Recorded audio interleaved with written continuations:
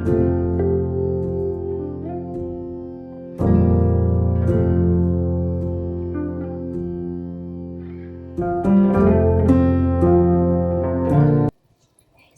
warahmatullahi wabarakatuh. Waalaikumsalam warahmatullahi wabarakatuh. Alhamdulillahirabbil alamin wassalatu wassalamu ala asyrofil anbiya'i wal mursalin wa ala alihi washabihi ajmain. Pertama-tama puji syukur kehadiran ilahi Rabbi kepada ibu-ibu semua. Pada kesempatan kali ini kita bisa berkumpul dalam rangka saya melakukan aksi nyata modul 1.4 budaya positif sebagai calon guru penggerak angkatan 11. Sholawat serta salam semoga tercurah limpah kepada Rasulullah SAW. Ibu-ibu semuanya, saya haturkan terima kasih yang sangat-sangat banyak telah berkenan hadir. Saya tahu setiap guru saat ini sedang banyak kesibukan, tetapi sudah berkenan hadir di sini untuk melaksanakan kegiatan ini. Saya haturkan terima kasih, jazakumullah ahsanal jazaa ya. Jadi saya ini di modul 1.4 temanya adalah budaya positif kepada ibu-ibu. Kemudian kalau jadi ceritanya aksi nyata ini saya harus mensosialisasikan tentang materi budaya positif ini begitu ya. Latar belakangnya, pembelajaran di sekolah akan berlangsung dengan baik jika didukung penerapan budaya positif. Kemudian kita juga harus menyamakan persepsi kira-kira begitu ya. Seperti apa budaya positif, disiplin positif.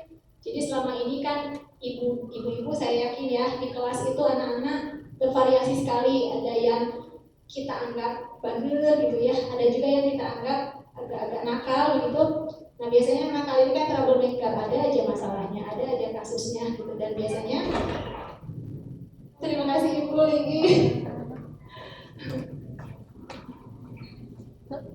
Oke, dan biasanya anak-anak yang nakal ini kita treatment dengan gaya-gaya yang bermacam-macam sesuai dengan karakter gurunya begitu ya. Ada yang biasa kita kasih hukuman, ada yang biasa kita kasih konsekuensi, ada yang kita kasih teguran, atau misalnya ada anak yang nilainya bagus, bagel, kita kasih hadiah. Nah ternyata dalam materi disiplin positif ini harus kita samakan persepsi gitu, karena ternyata saya aja yang tadinya senang banget ngasih hadiah berupa pujian misalnya, ternyata itu dalam budaya positif kurang bagus jika disampaikan terlalu berlebihan. Seperti itu kira-kira gambaran awalnya. Kemudian ini tujuan paling kebaikan ibu-ibu mendapatkan pemahaman mengenai keyakinan kelas dan segitiga restitusi sehingga bisa diterapkan di sekolah untuk mendukung terwujudnya budaya positif. Dan ini mah tidak bisa oleh satu guru saja, jadi harus upaya kolektif begitu ya. Dan sebenarnya materi budaya positif, disiplin positif ini ada di pelatihan mandiri PMM. Bapak dan Ibu, jadi Bapak dan Ibu. Ibu-ibu kalau dicek di situ ada pelatihan mandiri judulnya disiplin positif. Ini materinya sama persis. Ya, barangkali sudah banyak yang mengakses, bahkan sudah dapat sertifikatnya saya pikir ya. Dan satu hal yang penting sebenarnya, kesempatan ini bukan berarti saya memberikan ilmu dan materi ke ibu-ibu gitu ya. Ini hanya wadah bagi saya untuk belajar Cumarios Payunan ibu-ibu yang ternyata terampilnya itu biasa mengadek terus semua. Jadi Bapak Ibu ini bacakan tapi yang mau wantun gitu caranya Hoana sebagai transaksi itu mudah-mudahan tidak seperti itu.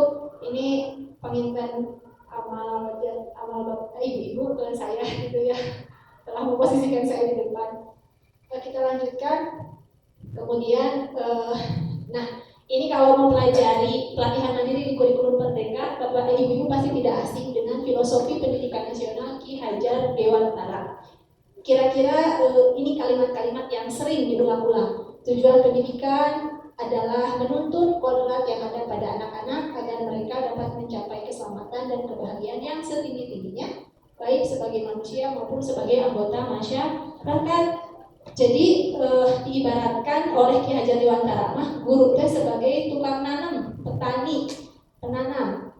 Kenapa penanam? Jadi kita nggak bisa numbuhin jagung jadi berbuah padi, ya kan? Anak kodratnya kalau tumbuhan kalau jagung, ya jagung aja nanti jadi buahnya teh gitu kan. Kita hanya bisa memberikan treatment ke tanaman jagung tersebut bagaimana caranya supaya dia tumbuh dengan baik, buahnya bulirnya banyak dan seterusnya. Begitu. Kita nggak bisa mengubah jagung menjadi tanaman tomat misalnya buahnya. Seperti itu kira-kira pendidikan teh katanya. Kemudian guru sebagai pamong yang menghambat pada anak dengan memperhatikan kodrat alam dan kodrat zaman. Ini yang dikebut-kebutkan sekarang ya, Pak Paus di PMN, kodrat alam, kodrat zaman. Kodrat alam berarti kodrat yang ada dalam diri anak. Misalnya anak tuh kalau memang anak itu bakatnya sebagai apa, ya kita tidak bisa memaksa untuk dia memilih bakat lain gitu kan. Kemudian kodrat zaman juga harus menyesuaikan dengan perubahan zaman yang ada. Jadi seperti generasi sekarang yang katanya Gen Z ya, daya konsentrasinya itu sudah lebih sedikit. Kayak misalnya pas ketemu, kita mah dulu misalnya dijejali materi sejam full masih connect, masih concern. Anak zaman sekarang kabarnya 10 menit saja ya kemampuan konsentrasinya. Lebih dari 10 menit itu sudah tidak bisa dikondisikan. Itu barangkali yang dimaksud kodrat zaman. Akibatnya apa? Sehingga kita harus sedikit merubah paradigma berpikir, paradigma mengajar kita. Kira-kira begitu pesannya katanya. Jadi kita harus memperlakukan anak sesuai dengan potensi yang dimiliki, yang kodrat alam dan kodrat zaman kayak gitu. Kemudian konsep utama dalam materi ini ada 7, banyak sekali ya. Mudah-mudahan bisa saya ringkas. Yang pertama, pembelajaran dengan paradigma baru, disiplin positif, ada kebutuhan dasar manusia, motivasi perilaku manusia, dan seterusnya. Kemudian, yang pertama, ini sekarang kita lagi P5 ya Bapak Ibu. Pembelajaran paradigma baru ini mengarah pada profil pelajar Pancasila. Jadi gambaran pelajar yang diharapkan saat ini yaitu yang memiliki 6 dimensi ini. Yang pertama beriman, bertakwa kepada Tuhan Yang Maha Esa dan berakhlak mulia, kebinekaan global, gotong royong, kreatif, nalar, kritis, dan mandiri. Ini yang diharapkan. Jadi pelajar saat ini diharapkan mampu seperti ini. Dan sudah sering kita dengar ya bahwa salah satu cara katanya supaya kita mewujudkan ini dengan cara pembelajaran berdiferensiasi. Saya sendiri sebenarnya masih agak bingung ya dengan diferensiasi. Kan agak ribet juga ketika kita ngajar tugasnya dibeda-bedain. Anak gaya belajar ini dikasih begini, dikasih begitu. Di beberapa referensi ternyata saya temukan bahwa diferensiasi itu bukan berarti kita satu kali ngajar beda-beda ininya, metodenya gitu, beda-beda tugasnya. Ternyata belakangan ada yang memahami bahwa diferensiasi itu kita setiap kali mengajar bervariasi gitu. Misalnya pertemuan ini kita mengakomodir mereka yang gaya belajarnya visual dengan menayangkan tayangan. Atau misalnya di pembelajaran lain kita mengajak anak-anak berstudi lingkungan, misalnya ke lingkungan, ke taman dan sebagainya, untuk mengakomodir mereka yang kinestetik, anu terbiasa diam. Itu yang belakangan saya pahami. Tapi kalaupun misalnya kita bisa mengkondisikan pembelajaran berdiferensiasi dalam satu waktu, itu juga lebih bagus. Dan ini katanya mengarah pada profil pelajar Pancasila. Next, ini intermezzonya kita skip aja. Kemudian, ini barangkali saya sebenarnya paham gak paham tentang ini ya. Tapi kira-kira ini ada miskonsep tentang makna kontrol. Jadi kita merasa kita bisa mengontrol siswa gitu ya. Ketika anak ngantuk, dikontrol ke orang, bangun, itu kan kontrol ya. Atau misalnya ketika anak berisik, itu kan sering kita lakukan. Ilusi tentang guru mengontrol murid, ternyata pada dasarnya kita tidak bisa memaksa murid untuk berbuat sesuatu jika murid tersebut memilih untuk tidak melakukannya. Ya tidak. Murid memang ngantuk, dia tidak mau merhatiin gitu, ya udah ngantuk aja, kita nggak bisa maksa pada dasarnya gitu ya. Cuma kadang-kadang kita kan suka ngasih lamun gitu. Itu barangkali ya. Jadi kita merasa kita bisa mengontrol murid, padahal pada dasarnya kita tidak bisa mengontrol. Dan teori kontrol katanya menyatakan bahwa semua perilaku memiliki tujuan, bahkan terhadap perilaku yang tidak disukai. Semua perilaku memiliki tujuan. Misalnya anak mengantuk dan tidur di kelas, sebenarnya itu untuk memenuhi kebutuhan dia butuh tidur. Anak misalnya mencuri makanan temannya atau iseng, boleh jadi dia sedang memenuhi kebutuhan dirinya, survival, dia lapar, pengen. Atau misalnya untuk sebatas kesenangan aja, dia bosan, makanya jahilin temannya biar ada teman main. Jadi setiap perilaku memiliki tujuan, seperti itu. Kemudian ilusi bahwa semua perbuatan positif, efektif dan bermanfaat. Ini yang sering kita lakukan. Kita seringkali menasihati anak dan kita berpikir bahwa itu adalah efektif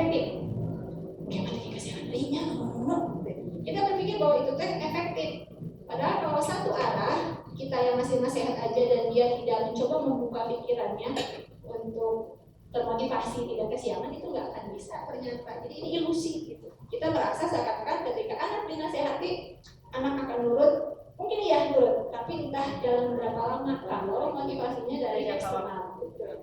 Kalau dari internal mau nurut bisa awet gitu lah. Itu jadi isi tapi lebih ke sharing ya. Idealnya sharing, tapi saya jadi menyorosnya itu. Kemudian berikutnya, ilusi bahwa kritik dan membuat orang merasa bersalah menguatkan karakter. Kamu atau gimana ya, contoh kritik gimana ya? Karena kritik misalnya, kita merasa itu bisa menguatkan karakter. Anak dikasih tahu, dikritik, jadi dia akan karakternya jadi berubah gitu. Yang tadinya dia salah, jadi benar. Itu ilusi. Ketika dikritik, perasaan kita gimana?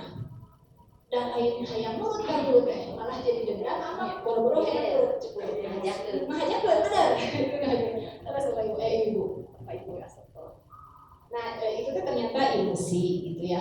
Dan terakhir itu intinya ilusi bahwa orang dewasa memiliki hak untuk memaksa. Kita ngerasa kita nih guru udah dewasa, aku gitu, dan kamu yang begitu begini. Nah itu tuh ternyata ilusi. Walaupun kita orang dewasa, ternyata sebenarnya kita nggak bisa gitu ya memaksa anak melakukan sesuatu meskipun versi kita itu adalah hal yang benar. Itu yang dipahami.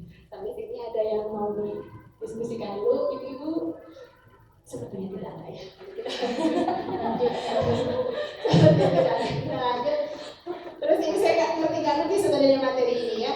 Jadi ini ada stimulus respon, ada teori kontrol. Kira-kira begini, stimulus respon ini adalah paradigma kita yang selama ini kita yakini. Dan ada teori kontrol. Contohnya gini, misalnya yang pertama, realitas atau kebutuhan kita sama. Kita menganggap bahwa seakan-akan kebutuhan kita sama. Nyatanya, kebutuhan kita ini berbeda-beda, betul ibu ya. Lalu yang kedua, semua orang melihat hal yang sama. Kita seakan-akan melihat bahwa kita melihat yang sama orang lain teh. Padahal setiap orang memiliki gambaran yang berbeda, yang kita sering sebut sudut pandang ya. Kacamata orang beda-beda, menurut saya ini bagus, menurut orang lain kan belum tentu. Faktanya ini teori kontrolnya ya. Terus kita mencoba mengubah orang agar berpandangan sama dengan kita. Seringkali kita seperti itu. Pokoknya udah sama yang orang gitu, nyebut kita asal dulunya, gitu. Jangan-jangan saya aja itu. Biasanya saya gitu ke teman misalnya, ya sih itu gitu, pokoknya jadi orang itu bersama aja orang pemikiran kayak. Faktanya kan tidak bisa ya. Sebesti-bestinya kita tetap ya gitu ibu-ibu. Nanti pandangan orang lain tentang dunia tidak akan sama. Tapi saya mau ngecek kamera dulu ya. Mana tidak ini deh. Itu saya. Kemudian berikutnya perilaku buruk dilihat sebagai suatu kesalahan.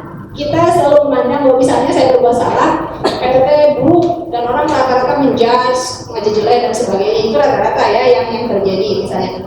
Padahal semua perilaku buruk memiliki tujuan. Kalau kita coba memahami dari perspektif lain, itu indah deh kayaknya. Gitu. Kita akan menjudge orang, nggak akan menjudge orang lain. Saya ada tukang anu begitu, kayaknya enggak. Next, orang lain bisa mengontrol saya.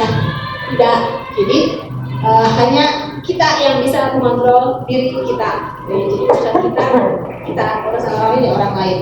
Kemudian saya bisa mengontrol orang lain, itu juga ternyata tidak. Orang lain tidak bisa kita kontrol. Pemaksaan ada pada saat bujukan gagal, ya enggak? Kalau dibujuk anak teh, bedai wae paksa we bisik-siunan. Itu teori yang dulu. Nah ternyata kita sekarang bisa dengan cara kolaborasi dan konsensus untuk menciptakan pilihan-pilihan baru. Istilahnya kayaknya udah gak zaman pemaksaan, sekarang mah dialog aja, ditanya masalahnya apa, alasannya apa, baiknya kayak gimana, harusnya seperti apa kan gitu paling-palingnya. Dan terakhir model berpikirnya menang kalah. Kalau dulu kurang mampu mengendalikan siswa, merasa kita udah menang. Aneh menurut orang. Tapi ternyata sekarang model berpikirnya menang-menang. Kitanya nyaman, siswanya juga atau murid-murid yang ditekan juga merasa dirinya sudah menang. Kemudian disiplin positif, materi berikutnya. Berarti kalau ada disiplin positif, ada disiplin negatif dong. Sepertinya iya.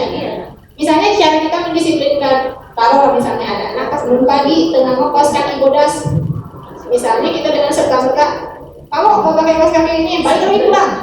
Nah, itu disiplin, mendisiplinkan. Mungkin anak jadi kapok, jadi jerah, tetapi negatif. Jadi ke anaknya menimbulkan rasa-rasa yang padahal kayak tadi itu bukan kesadaran diri nantinya teh. Dia pakai kaos kaki putih, nanti teh kan takut dihukum dengan hukuman yang sama, gitu kan. Kemudian, nah kata disiplin yang selama ini kita tahu itu dihubungkan dengan hukuman. Padahal katanya sebenarnya disiplin itu bukan hukuman ya, berbeda. Disiplin positif itu tidak harus memberi hukuman, justru itu adalah salah satu alternatif terakhir. Dan kalau perlu hukuman zaman sekarang tidak digunakan lagi. Jadi tidak sesuai dengan karakteristik peserta didik zaman sekarang.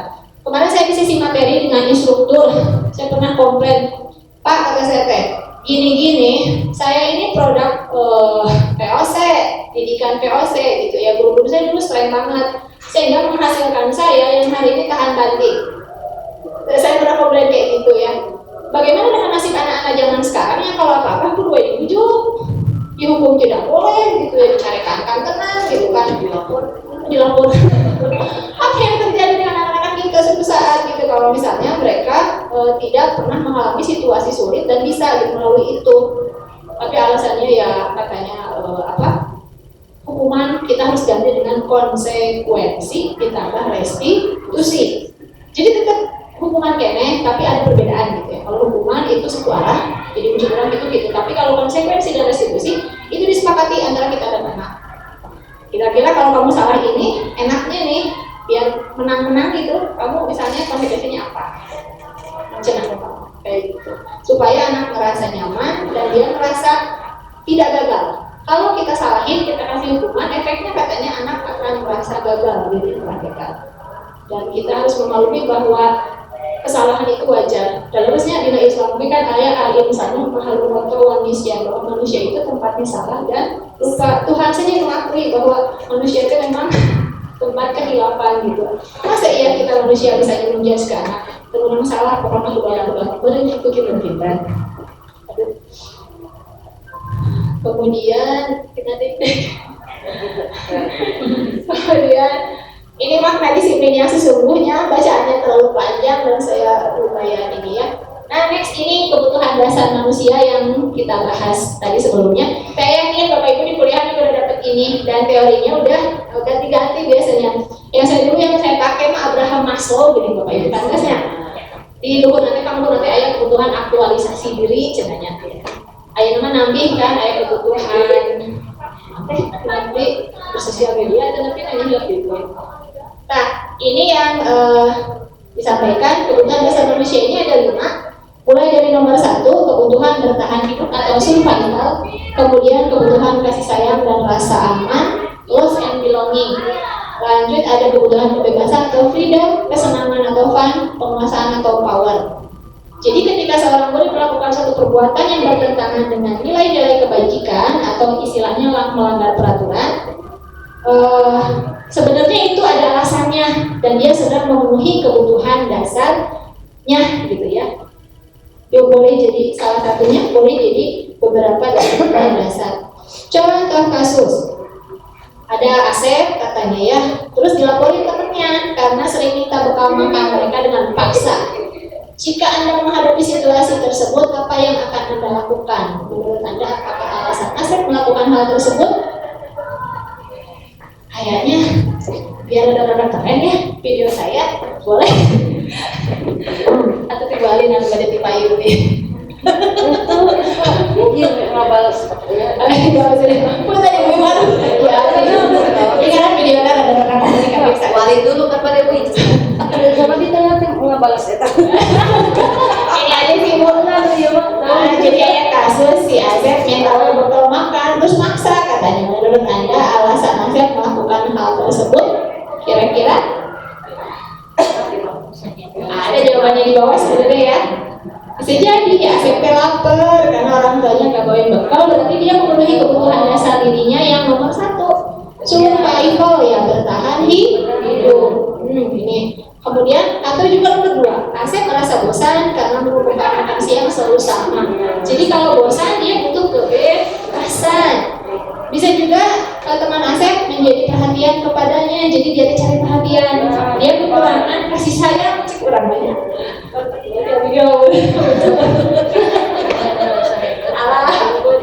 Terus atau juga Asep merasa hebat karena ditakuti temannya. Jadi dia butuh kekuasaan gitu ya, kebutuhan kekuasaan. Atau juga hanya iseng. Kalau iseng biasanya fun aja, dia merasa senang gitu bisa di temannya.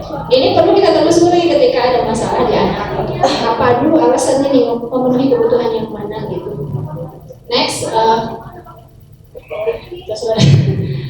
kemudian ini ada motivasi perilaku manusia. Ini ada 3 ibu-ibu. 1 untuk menghindari ketidaknyamanan atau hukuman. Anak-anak pakai kaos kaki putih karena nggak mau dihukum.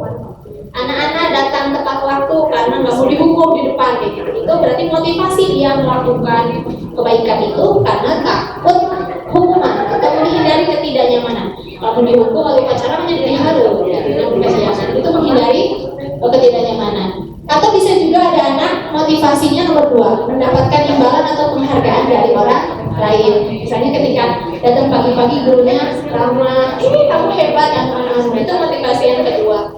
Lalu yang ketiganya untuk menjadi orang yang mereka inginkan dan menghargai diri sendiri dengan nilai-nilai yang mereka percaya. Jadi terpaduli mau dihukum bukan karena hukuman, bukan karena hadiah, gitu, bukan karena penghargaan dari guru, tapi dia datang ke sekolah tepat waktu karena dia benar-benar menjalankan nilai-nilai yang dia yakini aja bahwa datang tepat waktu itu adalah satu kebaikan. Nah, nomor 1 dan nomor 2 ini motivasi eksternal dari luar, takut dihukum atau ingin dapat hadiah. Nah, ini motivasi eksternal. Sedangkan yang terakhir ini mah internal. Dan yang harus kita sekarang dorong ke anak-anak adalah menumbuhkan motivasi internal ini. Itu makanya judulnya disiplin positif. Apakah hukuman harus ditiadakan? Ternyata tidak. Peraturan harus ada, jenis hukuman harus ada. Cuman cara kita menyampaikan ke anaknya ganti dari yang tadinya satu arah jadi diam. Dari yang tadinya anak merasa terpaksa dihukum, jadi merasa sukarela. Dia harus melakukan konsekuensi yang dia terima. Kira-kira seperti itu. Aduh ya studi kasus kumaha begini. IPA kurang menguasai matematik. Ibu miskin baik ibu. Atuh, wis di sudah sekitarnya yang bisa. IPA kurang menguasai pelajaran matematik sehingga pada saat pelajaran tersebut berlangsung dia lebih banyak diam atau menggambar di buku pelajarannya. Kayaknya kasus gini banyak ya di kita ya. Kemudian pada saat guru matematikanya Bulia menanyakan pertanyaan, IPA jadi gugup dan tak sengaja menjatuhkan tasnya dari kursi. Tiba-tiba menjadi gagap dan pada saat berupaya menjawab. Seluruh kelas pun tertawa melihat perilaku IPA yang berbicara tergagap dan terkejut. Pak Seno pada saat itu membiarkan teman-teman IPA menertawakan IPA yang tergagap dan malu luar biasa. Malahan minta IPA untuk maju ke depan si Pak Seno supaya berdiri di depan kelas sambil menunjuk hidungnya karena tidak bisa jawab pertanyaan Pak Seno. Kelas makin gaduh dan anak-anak pun tertawa melihat IPA di depan kelas memegang ujung hidungnya. Ayah ini itu begini aja mana biasa ya. Biasa harapan ke kalian set.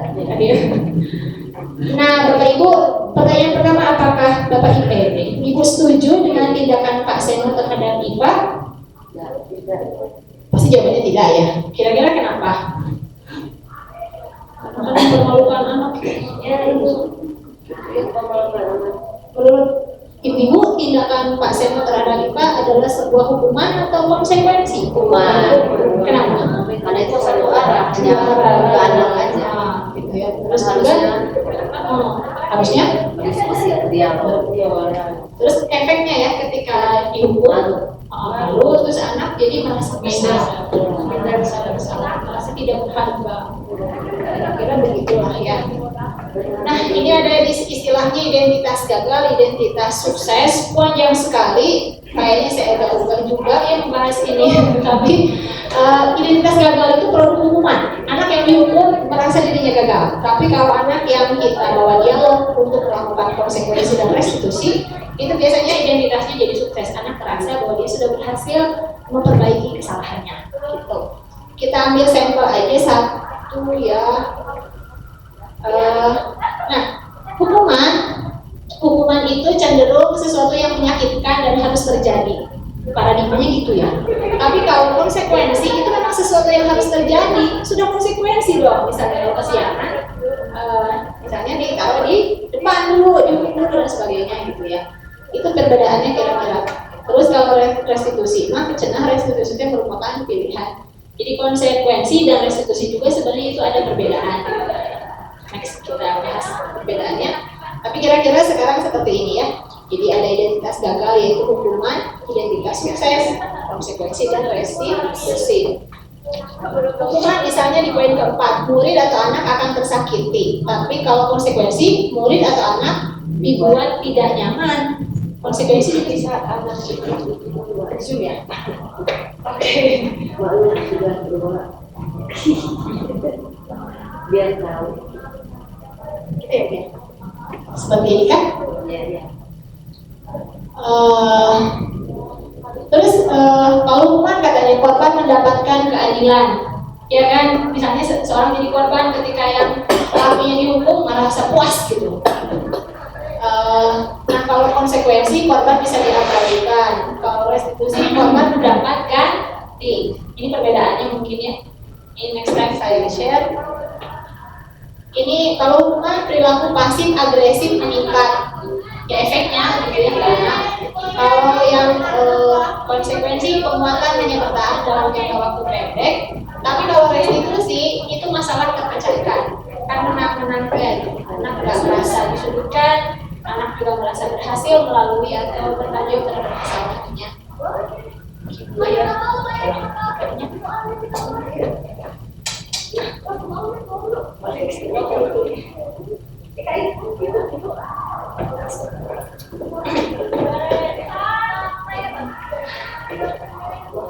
Nah, ini yang tadi kita bahas. Jadi kalau hukuman itu tidak terencana dan tiba-tiba, anak atau murid tidak tahu apa yang akan terjadi dan tidak dilibatkan. Kamu salah ini, kira-kira apa gitu, nggak gitu. Langsung aja tiba-tiba gurunya. Terus sifatnya satu arah, yang guru yang memberikan, murid hanya menerima tanpa melalui suatu kesepakatan atau pengarahan, baik sebelumnya atau sesudahnya. Jadi surprise gitu kalau hukuman ya.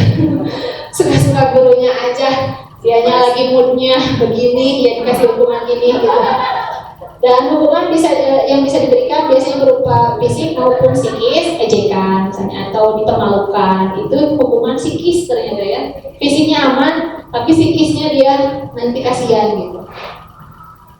Kemudian, nah kalau konsekuensi terencana, sudah disepakati, sudah dibahas dan disetujui oleh murid dan guru. Ini yang kita terapkan sekarang kan. Awal pembelajaran ada sosialisasi peraturan ya ke peserta didik. Sebenarnya tidak disepakati juga muridnya, itu mah hanya disosialisasikan, diberitahukan bahwa kalau kamu melanggar ini konsekuensinya ini. Itu konsekuensi. Jadi sebenarnya kalau konsekuensi si anak udah tahu kalau melanggar ini saya pasti begini. Hukuman mah surprise, tidak diketahui. Nah, ada yang ketiga restitusi. Ini menciptakan kondisi bagi murid untuk memperbaiki kesalahan mereka sehingga mereka bisa kembali pada kelompok mereka dengan karakter yang lebih kuat. Jadi restitusi menguatkan anak nggak terkungkung dalam rasa bersalah gitu. Ketika dia merasa salah, dia memaafkan dirinya juga. Gitu. Dan ini prosesnya kolaboratif, mengajarkan murid untuk mencari solusi dari masalah mereka, membantu murid berpikir tentang orang seperti apa yang mereka inginkan dan bagaimana mereka harus memperlakukan orang lain. Kira-kira tujuannya begitu kalau restitusi. Nah, dan ada fakta unik, dihukum oleh penghargaan. Ini panjang ya. Kira-kira gini, Bapak Ibu, penghargaan bagi ranking 1 itu adalah hukuman bagi yang ranking 2. Bisa ditangkap? Yang ranking 1 malah kita kasih penghargaan ke ranking 1, dia merasa wow gitu ya, amazing. Tapi yang ranking 2 itu merasa penghargaan tadi adalah hukuman buat dia. Itu jadi penghargaan juga ternyata tidak selama itu bagus ya. Ketika kita memuji anak yang satu, kamu hebat anu, berarti hukuman bagi yang lainnya, katanya mah begitu ya. Jadi guru kumaha atuh menghargai tidak boleh ngahukumnya anu gini lieur eta kamari.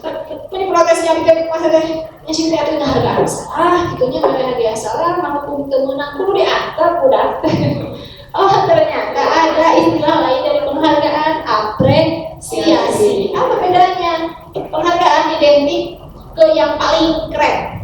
Penghargaan identik gitu ya, paling pintar, paling baik sama. Tapi kalau apresiasi, semua kita beri apresiasi. Misalnya ada anak yang presentasi minggu lalu nggak mau, minggu ini dia mau. Kamu hebat, hari ini udah berani tampil ke depan. Buat mereka yang lancar presentasi, kamu hebat, hari ini menjelaskannya lebih baik lagi. Jadi kalau apresiasi itu semua dapat dan tanpa merugikan yang lain.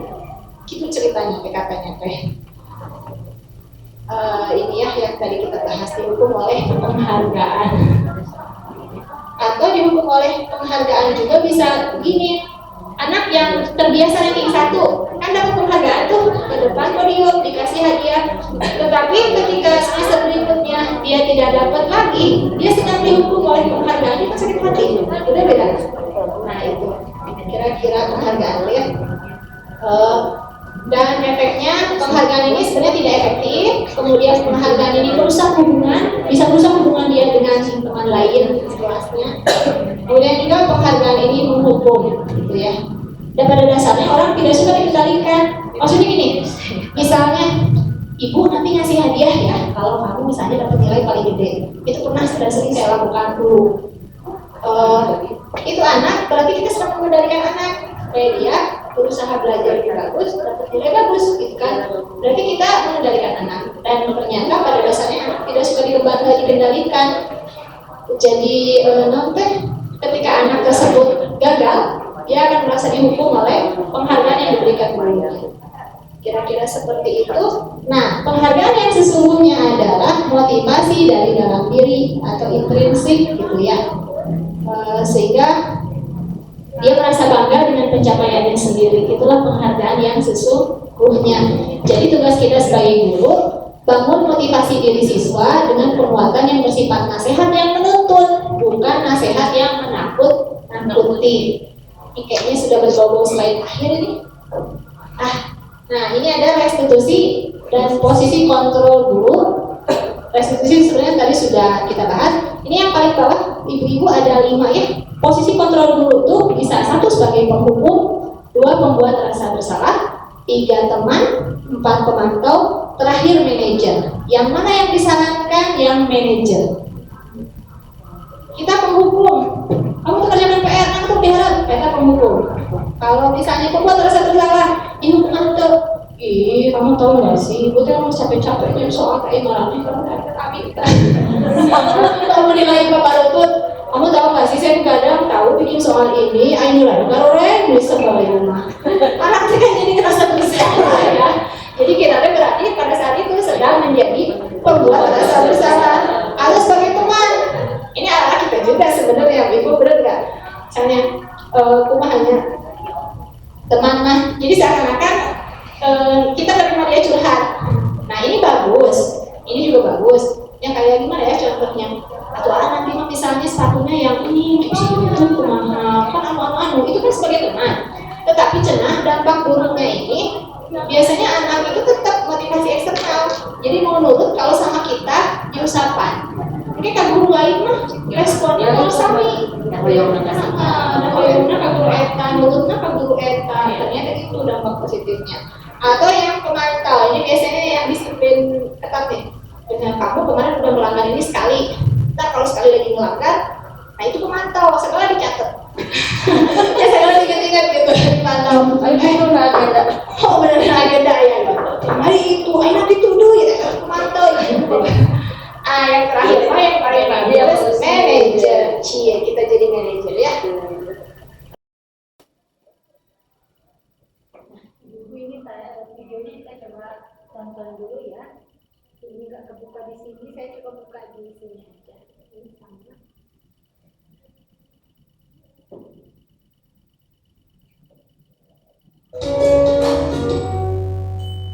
Salam bahagia Ibu dan Bapak Dalam penerapan disiplin positif restitusi, salah satu program yang dikembangkan adalah 5 posisi kontrol. 5 posisi kontrol dalam restitusi adalah proses perjalanan seorang pendidik agar dapat mengenali dirinya. Pada video kali ini, kita akan membahas tentang 5 posisi kontrol yang dikembangkan oleh Diane Dawson dan contoh penerapannya.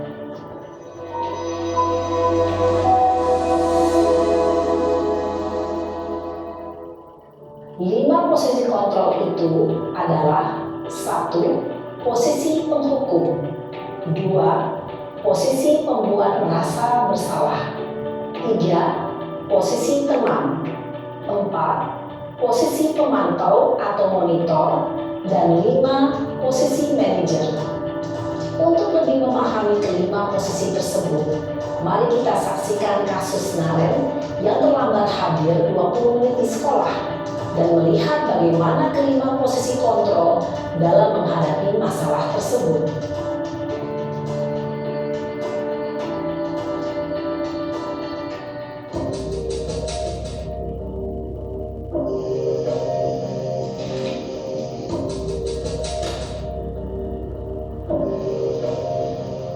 Naren! Sini kamu! Selamat pagi, Bu.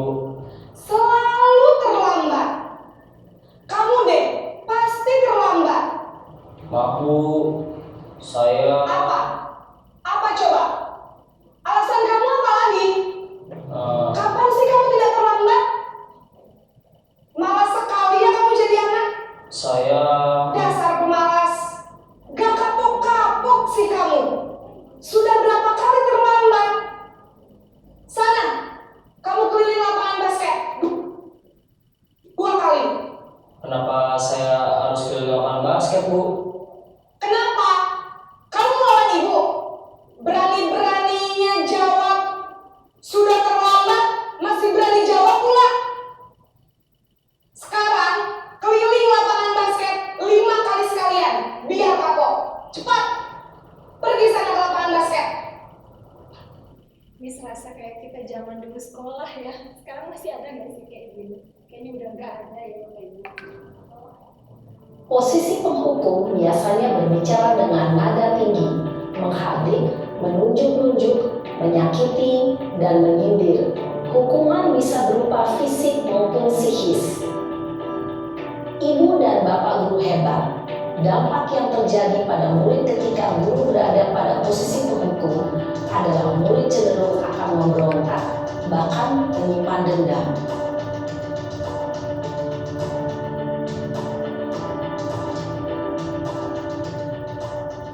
Nah, ini yang kedua nih, posisi pembuat merasa bersalah.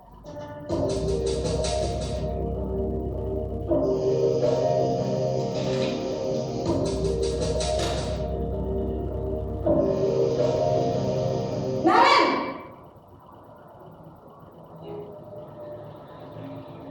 Selamat pagi, Bu. Naren! Kamu kenapa terlambat lagi, nak? Ya Tuhan, Naren.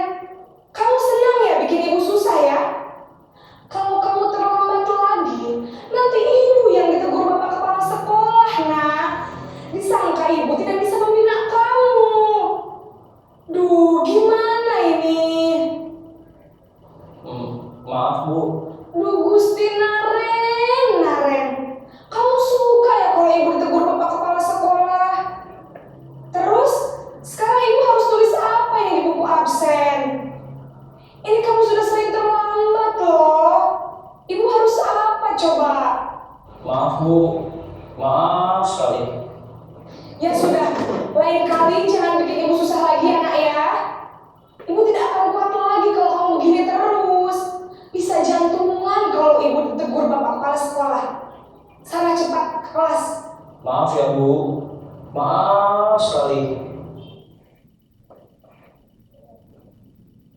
Posisi pembuat rasa bersalah berbicara dengan nada tenang, cenderung lembut, namun kata-kata yang diutarakan membuat murid merasa menjadi orang yang gagal, memandang buruk dirinya sendiri, merasa tidak berharga, dan tidak sanggup membahagiakan orang lain.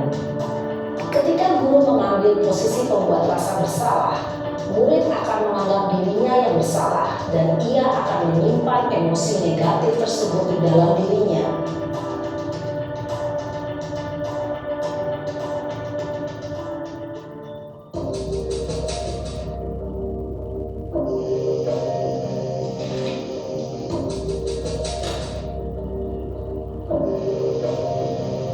Naren!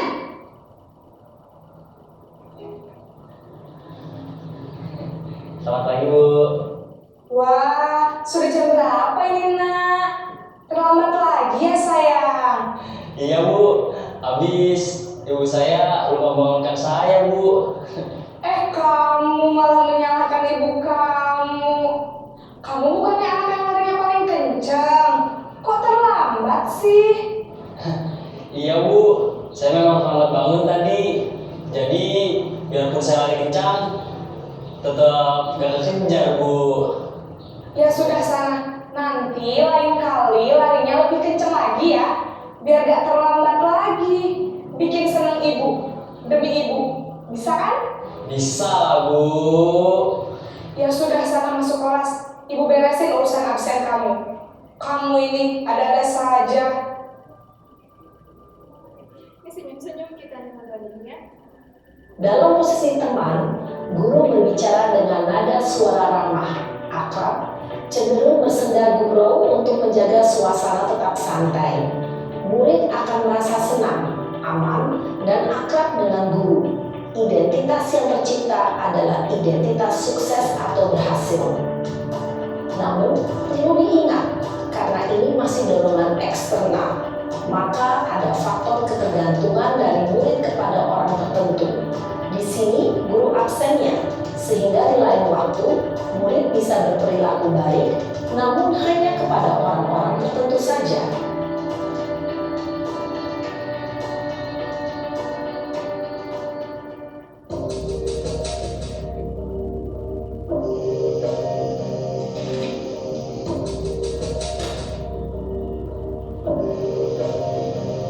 Naren!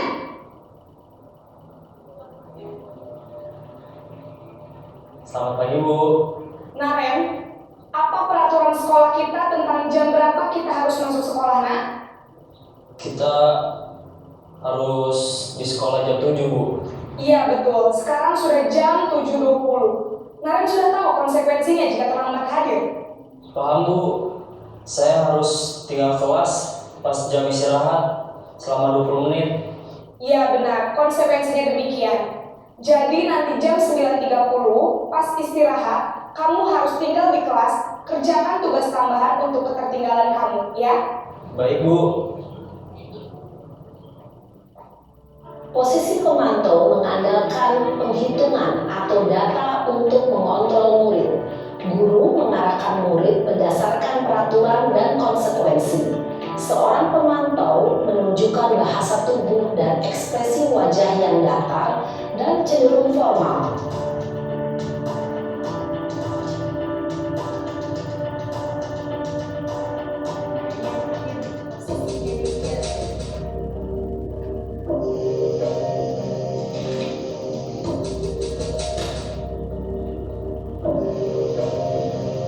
Naren!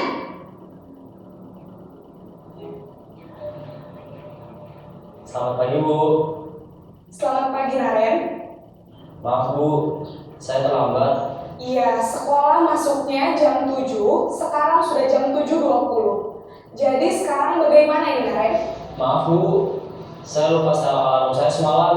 Baiklah, menurut kamu, keyakinan sekolah yang mana yang perlu kamu tingkatkan? Menghargai diri sendiri dan orang lain mungkin, ya, Bu. Setuju. Jadi, apakah Naren meyakini prinsip saling menghormati tersebut? Iya, Bu. Saya meyakininya. Apakah Naren bersedia memperbaiki masalah keterlambatan ini? Bersedia, Bu. Bagaimana kamu akan memperbaiki masalah keterlambatan ini? Saya akan coba untuk tidak lupa menyetel alarm saya, Bu. Baik, kalau Naren lupa menyetel alarm di rumah, ada orang yang kira-kira bisa bantu mengingatkan tidak? Ada, Bu.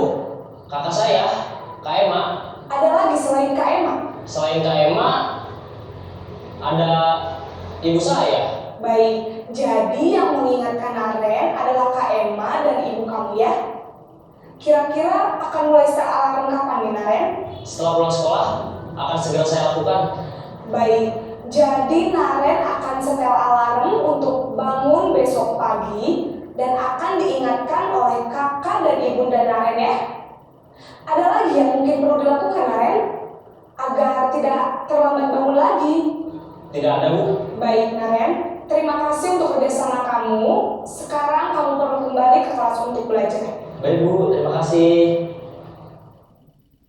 Posisi manajer adalah posisi kontrol yang disarankan untuk membimbing murid memiliki sikap disiplin yang positif, yaitu murid yang mandiri, bertanggung jawab, dan dapat memecahkan masalah. Tujuan dari posisi ini adalah agar murid dapat berefleksi atas tindakannya. Guru akan dengan tulus memberikan pertanyaan-pertanyaan bermakna, sehingga membuat murid dapat belajar dari kesalahannya dan mencari sebuah solusi untuk menyelesaikannya. Ibu dan Bapak guru hebat, setelah mengamati adegan kelima posisi kontrol tadi, kira-kira posisi mana yang paling ideal? Posisi mana yang dapat menunjang motivasi intrinsik murid? Ya, tentu posisi manajer. Posisi ini memang posisi ideal yang ingin dituju setiap pendidik. Pada posisi inilah, guru dapat menerapkan disiplin positif yang berpihak pada murid, yang memerdekakan murid. Perjalanan seorang pendidik tentunya tidak mudah untuk sampai pada posisi seorang manajer. Namun, tujuan kita pasti, yaitu menciptakan murid-murid yang mandiri, merdeka, dan bertanggung jawab. Semoga penggambaran 5 posisi kontrol yang telah diperlihatkan ini dapat menjadi ajang refleksi bagi kita semua, agar dapat terus mengasah dan menerapkan disiplin positif yang memerdekakan murid. Mari terus berlatih dan bersemangat. Selamat menerapkan. Salam dan bahagia, Ibu dan Bapak guru hebat.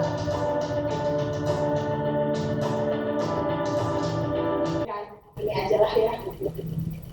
Ini kumanya kayak ya di tengah tuh kita harus sama.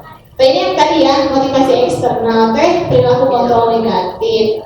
Tapi perilaku kontrol positif juga ada yang motivasi eksternal, yaitu posisi kita sebagai teman atau pemantau yang tadi ya.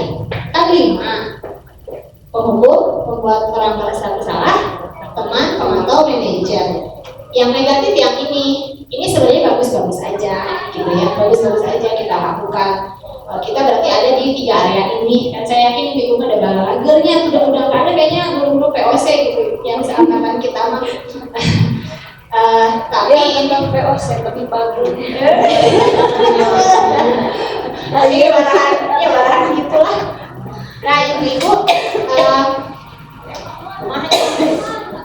ini penghukum misalnya menghakimi, menunjuk-nunjuk, menyakiti, nyindiran budak, oke cenah eta teh penghukum. Atau membuat orang merasa bersalah, berceramah, menunjukkan kekecewaan yang mendalam. Itu kan membuat anak merasa bersalah. Tapi kalau teman membuatkan alasan-alasan untuk menenangkan murid-muridnya. Nah, kita kebanyakan kayak gitu ya, biar anak tenang maksud nama. Kalau pemantau begitu dan mengukur kayak tadi gitu, jeli. Kemarin kalau sekarang lagi, terus kali lagi ST-nya atau kantin, gitu.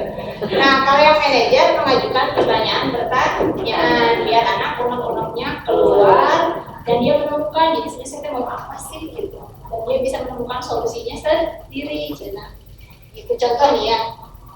Guru berkata, kalau kamu tidak melakukannya, saya akan apa? Nah, kalau yang membuat orang merasa bersalah, kamu sudah mengecewakan ibu dan bapak, gitu. Kalau teman, lakukan untuk bapak ibu ya, kan ibu sudah anu ke kamu teh. Itu kira-kira ininya versi saya. Nah, kalau yang pemantau, aturannya apa? Berapa? Jadi kamu harus apa? Nah, kira-kira. Terus kalau yang terakhir, apa yang kita yakini, boleh nggak sih misalnya ngata-ngatain teman dengan nama bapaknya? Enak nggak sih kamu kalau aku dikatain nama bapaknya sama teman kamu? Nah, itu lebih ke pertanyaan-pertanyaan yang kayak gitu.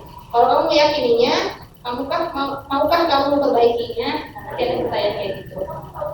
Udah nggak boleh ternyata misalnya ngatain teman dengan nama bapaknya. Berarti mau nggak nanti lagi memperbaiki itu misalnya, atau nanti kayak gitu lagi berarti kan misalnya kira-kira kalimatnya menyesuaikan.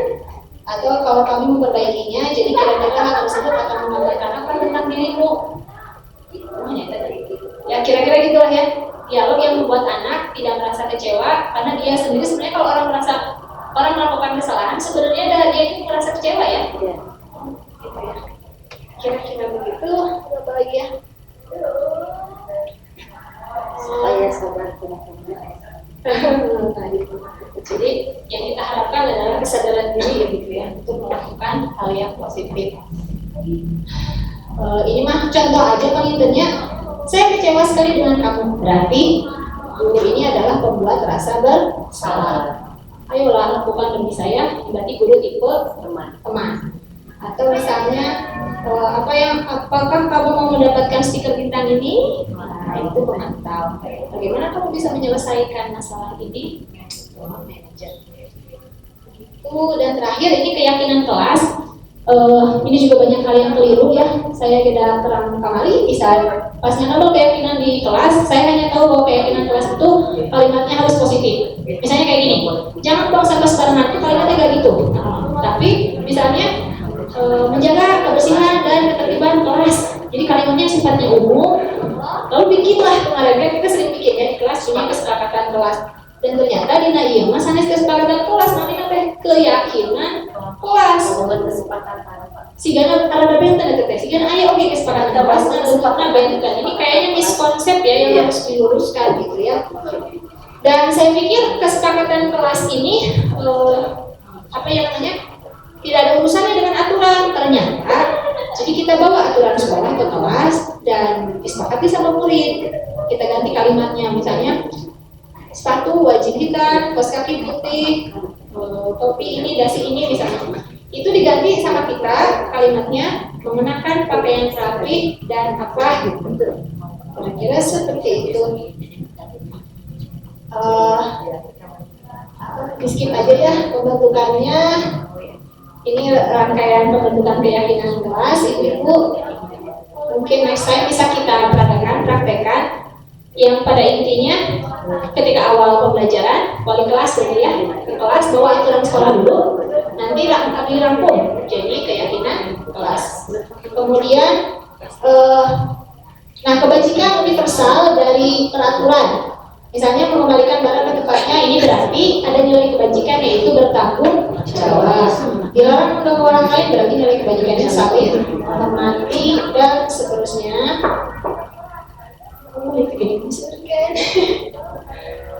Cara menyusun keyakinan kelas.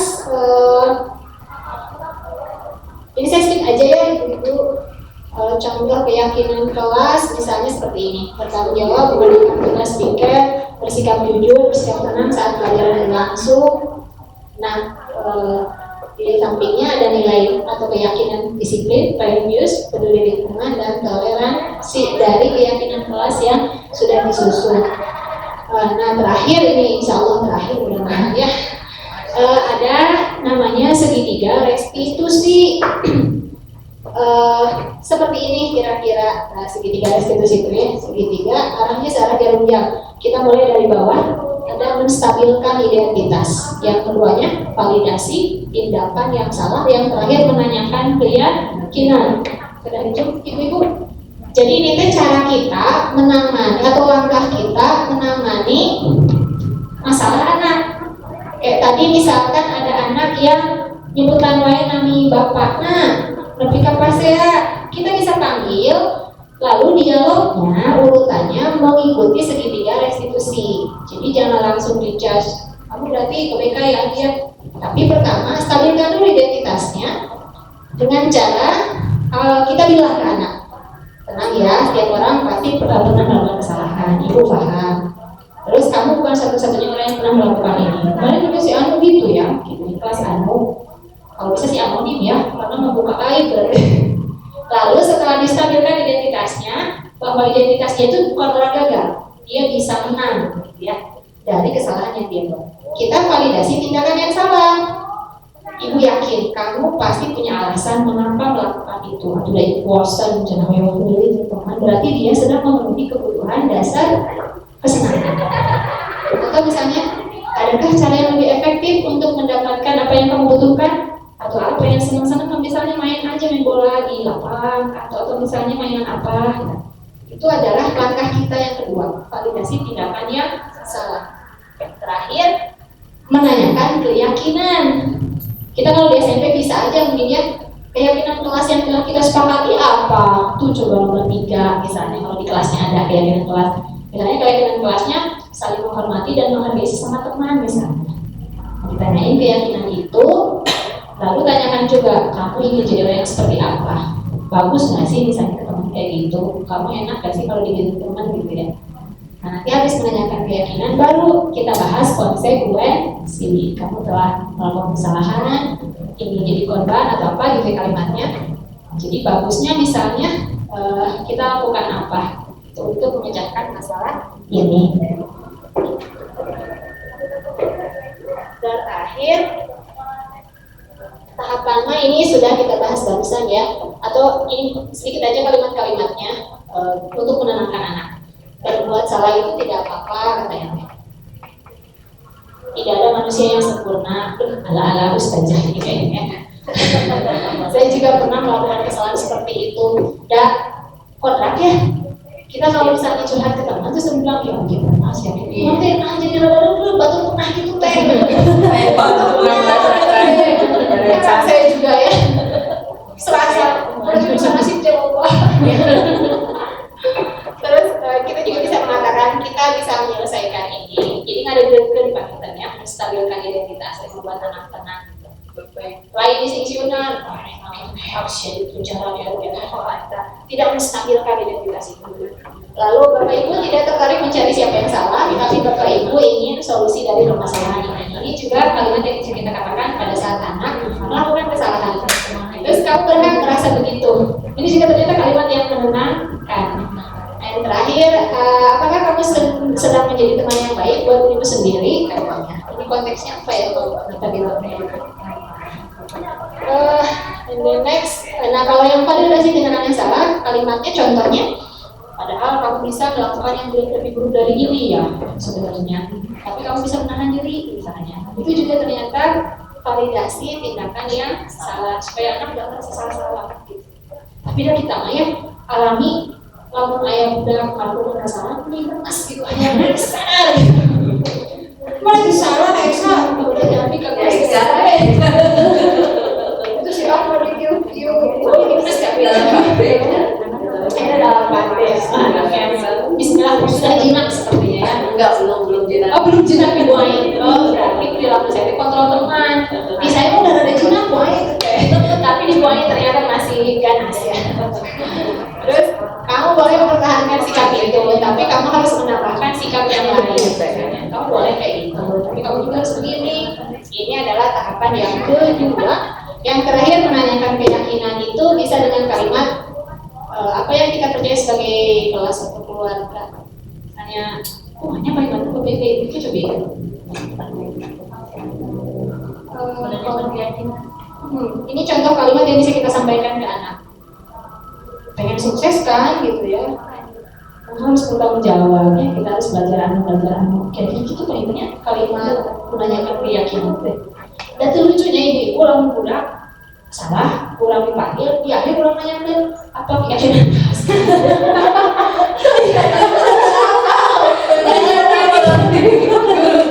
Kalau pintar pasti inget dan soal anu kiraan mah asal ada naon atau teuing otomatis menanyakan keyakinan ini harus kita ganti kalimat dengan kalimat lain, disederhanakan, tapi yang mengarah pada menanyakan nilai-nilai kebajikan apa gitu yang kamu yakini.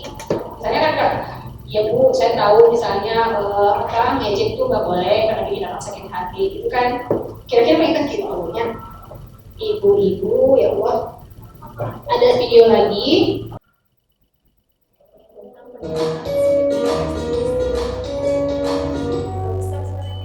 Salam dan bahagia Ibu dan Bapak guru hebat.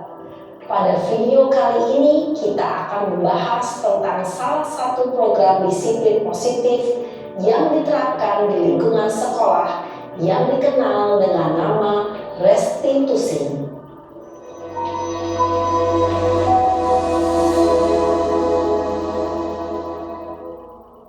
Restitusi dikembangkan oleh pakar pendidikan Diane Gosson, berlandaskan pada teori kontrol Dr. William Glasser. Segitiga restitusi adalah suatu proses dialog yang dijalankan oleh guru atau orang tua agar dapat menghasilkan murid yang mandiri dan bertanggung jawab. Pada saat guru di posisi manajer, aspek yang dikembangkan pada murid adalah motivasi intrinsik, sehingga penanaman nilai-nilai kebajikan dapat tumbuh dan berkembang menjadi suatu kebiasaan positif yang akhirnya membentuk karakter murid. Proses dialog ini terdiri dari 3 langkah yang digambarkan pada ketiga sisi pada segitiga restitusi. Sisi pertama adalah menstabilkan identitas. Sisi yang kedua adalah validasi tindakan yang salah. Dan sisi yang ketiga adalah menanyakan keyakinan.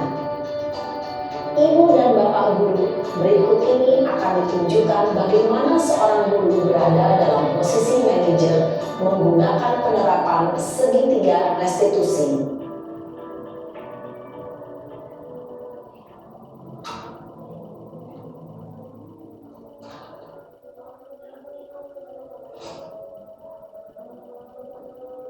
Siang Sarah. Siang Pak. Sudah lama nggak ketemu Sarah? Kenapa hari ini ada di sini? Kesel Pak, kesel banget. Masa aku dikatain tukang fitnah Pak? Ya aku marah lah. Aku gak dikatain Eka di depan kelas. Kesel banget. Oh begitu. Ya pasti kamu marah dan kesal. Bapak juga akan marah apabila ada yang menuduh Bapak seperti itu. Kemudian pada saat itu kamu mau melakukan apa? Ya saya langsung ngatain Eka lah Pak. Kesel banget. Saya bentak-bentak dia depan teman-teman lain. Oh begitu. Pasti kamu melakukan seperti itu karena suatu alasan tertentu kan? Iyalah, masa saya diam saja Pak? Ya saya bela diri lah. Masa saya dituduh tukang fitnah? Ya wajar lah. Mempertahankan harga diri itu sesuatu yang penting buat kamu. Untung kamu tidak bertindak lebih gegabah lagi. Hanya membentak-bentak. Iya Pak. Untung saya masih bersabar dan hanya membentak saja. Sudah gemes padahal. Saya pasti bela diri lah. Ya pasti ya. Tapi kamu memilih untuk tetap bertahan dan bersabar. Kamu memilih untuk tidak berbuat lebih parah lagi kan? Iya. Nah, sekarang coba kita lihat lagi tindakan kamu yang bentak-bentak Eka di kelas. Tindakan kamu itu kira-kira sesuai dengan keyakinan kelas atau prinsip kamu tidak? Enggak lah Pak. Capek Pak jadi pemarah. Jadi keyakinan atau prinsip mana yang kurang sesuai dengan keinginan kamu? Ya, saya sebenarnya sangat menghargai orang lain. Mungkin saat itu saya menjadi emosi, jadi tidak menunjukkan sikap itu. Kamu meyakini tidak? Menghargai orang lain itu penting buat kamu. Yakinlah Pak. Iya, setuju. Kita harus saling menghargai. Namun, ada juga keyakinan yang kita sepakati yang perlu kita jalankan apabila kita sedang marah, bukan? Ya saya bisa lebih proaktif, mulai dengan diri sendiri. Saya bisa jadi lebih bersabar, mengambil waktu jeda untuk berpikir mau apa selanjutnya. Kira-kira kamu bersedia memperbaiki masalah ini tidak? Bersedia Pak. Kalau kamu memperbaiki masalah ini, kamu akan menjadi orang seperti apa? Saya akan menjadi orang yang bertanggung jawab kali ya Pak.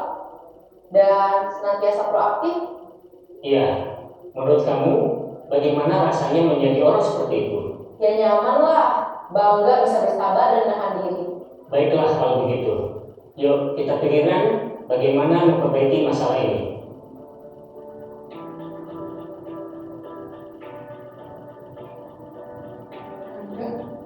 Ibu dan bapak guru hebat, baru saja kita menyaksikan contoh bagaimana seorang guru berada dalam posisi manajer menggunakan penerapan segitiga restitusi. Mari kita bahas satu persatu. Pada sisi pertama, menstabilkan identitas berdasarkan pada prinsip bahwa membuat kesalahan adalah bagian dari proses pembelajaran. Sisi pertama dari segitiga ini berperan menggeser identitas murid dari identitas gagal ke identitas sukses. Murid yang sedang bertingkah laku yang tidak pantas atau menarik diri saat itu sedang mengalami identitas gagal. Bila kita mengkritiknya, maka posisinya tidak akan berubah.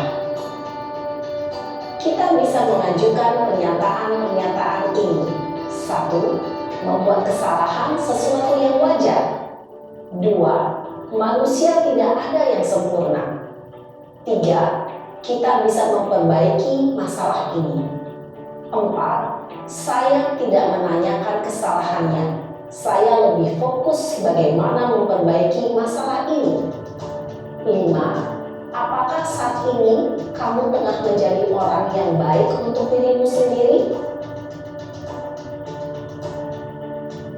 Pada sisi kedua, validasi tindakan yang salah berlandaskan pada prinsip bahwa setiap perilaku berupaya memenuhi suatu kebutuhan tertentu.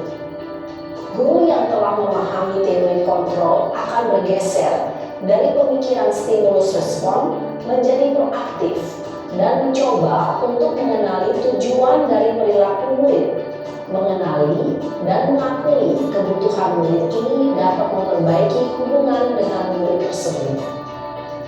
Pernyataan atau pertanyaan bisa disampaikan dengan nada suara tidak menghakimi atau memojokkan, sehingga dapat mengembalikan murid pada posisi positif. 1. Kamu bisa saja bertindak lebih gegabah lagi dari ini. 2. Kamu bukan melakukannya tanpa suatu alasan tertentu. 3. Kamu melakukannya karena mempertahankan sesuatu yang penting bagimu. 4. Mungkin kamu bisa mempelajari suatu perilaku baru yang lebih efektif. Bersediakah kamu mempelajarinya? Selanjutnya, kita akan simak sisi terakhir, yaitu menanyakan keyakinan. Teori kontrol menyatakan bahwa pada dasarnya kita termotivasi secara intrinsik. Pada saat perilaku yang salah telah divalidasi dan identitas sukses telah stabil, maka murid telah siap mengaitkan keyakinan-keyakinannya dengan tindakannya yang salah dan pemikirannya telah bergeser ingin menjadi orang yang dituju. Pertanyaan-pertanyaan ini dapat mengaitkan keyakinan-keyakinan yang dianut murid. 1. Sebagai keluarga atau kelas, apa yang kita yakini? 2. Nilai-nilai apa yang telah kita sepakati? 3. Seperti apa gambaran sebuah kelas yang ideal bagi kamu? 4. Kamu ingin menjadi orang seperti apa?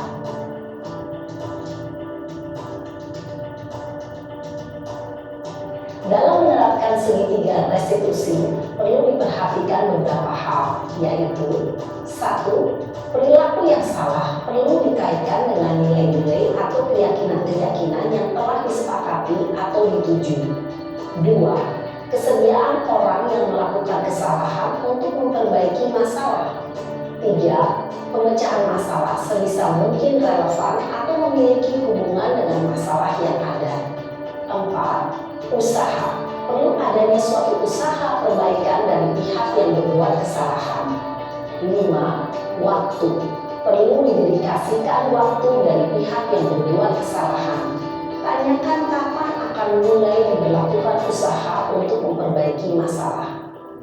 Dengan memahami struktur penerapan segitiga restitusi, diharapkan guru dapat menerapkan posisinya sebagai manajer dengan mengajukan pertanyaan-pertanyaan bermakna yang dapat membuat murid menjadi lebih percaya diri, bertanggung jawab, dan mandiri.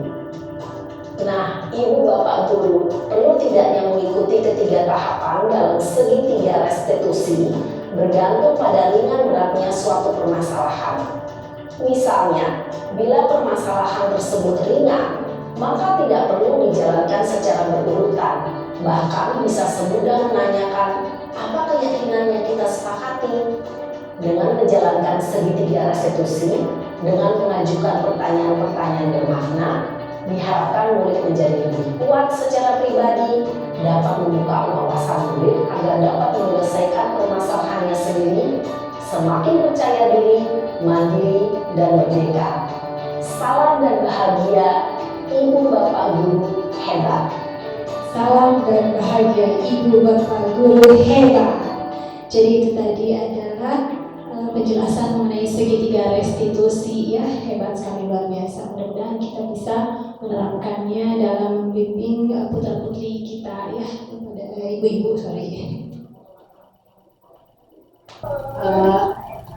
tahapan ada kira-kira sama lah kayak tadi ya. Kita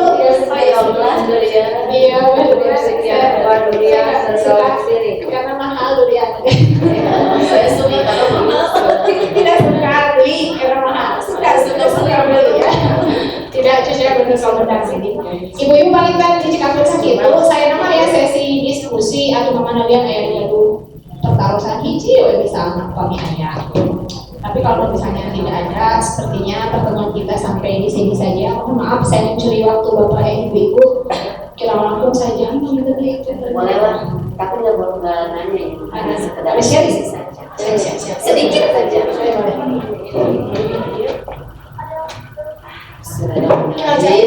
Kira. Kalau dia rekam apa? Mau direkam uang.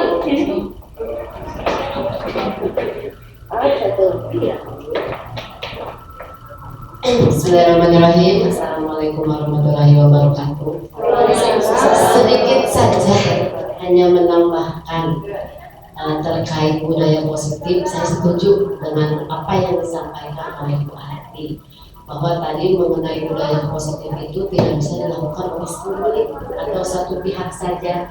Nah, untuk melaksanakan budaya positif di lingkungan sekolah itu membutuhkan kolaborasi yang sangat amat penting, misalnya dari kita sebagai pendidik dan juga terutama peserta didik itu sendiri. Jadi harus ada kolaborasi antara kita dengan peserta didik juga dengan lingkungan sekolah. Kira-kira seperti itulah kurang lebih. Sekian dan terima kasih. Assalamualaikum. Sip, terima kasih Ibu atas ininya. Dan tak lupa juga orang tua ya. Betul ya. Dan sebetulnya kalau asuhan dari rumah sudah nyaman ya, datang ke sekolah juga tidak banyak macam-macam. Betul tadi kata Ibu Eksa. Oh, betul. Kan tadi cina Eksa sudah jinak ya, tapi ternyata kenapa anak itu melakukan hal seperti itu kayak, tadi kan tapi nggak bully gara-gara nama. Iya. Nama apa? Ibu udah si Eksanya begini, si Eksa. Ibu udah si itu nungguin dia. Ternyata dari kita sama Eksa, berdua sama mana? Nah, ada mana mau cina bapak napa pisah jadi nuna? Itu kan lumayan internal. Hey, itu internal loh. Mau ibunya berpisah, mau bapaknya berpisah, bukan urusan kita, itu privasi Eksa. Wajar Eksa bilang seperti itu karena temannya memang saluan Tidak balik ya, nggak boleh berpikir ke habis sampai ke kita dan dia boleh gitu, itu internal, kita boleh harus itu mah privasi, terserah ada mau orang tuanya gitu, mau orang tuanya gimana, bukan urusan kita. yang Pantesan kamu begini. kasih nasihat yang mengarahnya supaya mudah-mudahan kesadaran diri.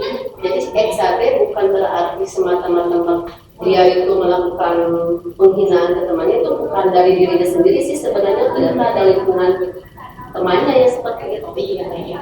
Jadi anaknya sebenarnya mungkin baik, ya, tapi lingkungan mendukung dia untuk berbuat seperti itu. Bapak ibu, ibu tak ya bapak-bapak gitu. Artinya ibu-ibu soleha, ya ini sesuatu yang apa ya? Tapi berhutang budi banyak di bagi kita. Terus kamu kan asa isi ya, badaya, keluarga mencuri waktunya di sela-sela saya ya, ibu-ibu rumah tangga ataupun misalnya masih ini juga kegiatan banyak, aktivitas banyak itu punten bisa kita simpulin kawan tosna.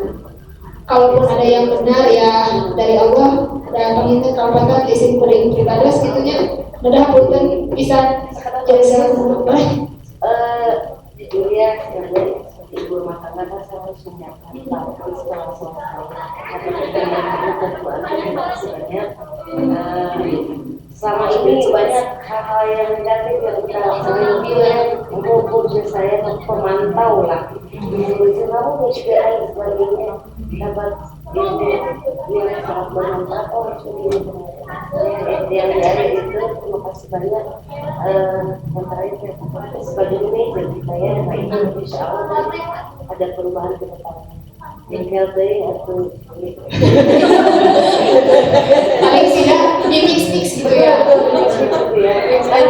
Langsung sempurna kita karakter kita yang cerewet itu kan susah sekali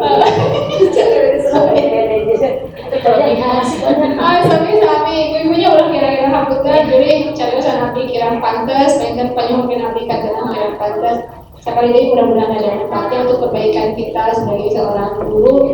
Kalau misalnya ada yang kurang berkenan itu bisa. Kita panggilkan ibu-ibu jazakumullah ahsanal jazaa atas kemudian perbuatan. Semoga materinya bermanfaat. Assalamualaikum warahmatullahi wabarakatuh. Waalaikumsalam warahmatullahi wabarakatuh.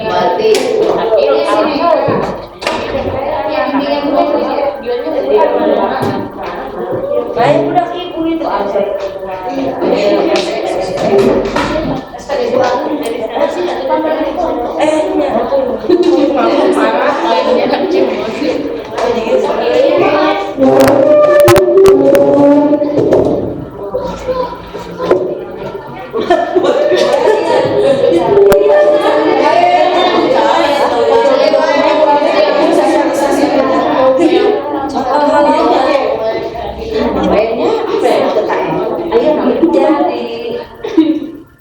Neng 1, 2, 3 ya Neng? 1, 2, 3. 1, Nusantara baru istimewa 1, 2, 3. Ciri khas guru penggerak apa? Nabil.